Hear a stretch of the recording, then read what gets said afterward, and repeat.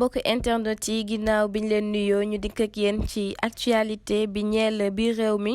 dooree ko ak Barthélémy Dias mi war a wuy ji niki suba ci àllarba ji fële ca cour d'appel bu Dakar li waral wuy ji ba nag mooy coow la ko yóbbu woon yoon di deewuk kii di Ndiaga Diouf xew-xew boobu nag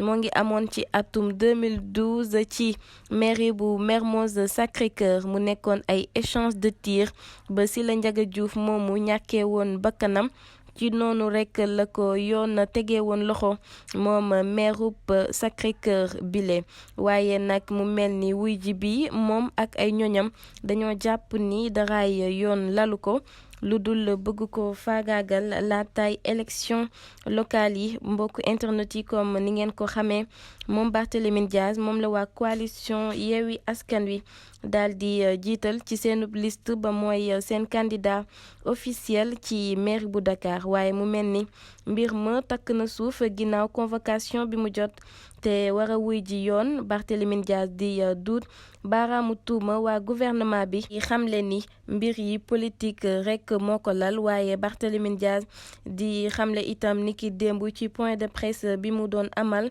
doon ci jano ak taskatu xibaar yi nii dara du ko tere wuy ji te su jàkkaarloowee ak yoon dina xeex ba fu doole yem waaye Barthélémy Dias di ci woo tamit jeunesse su sénégalais yi ne buñ ko bàyyi mu weet benn yoon ci boobu la xeex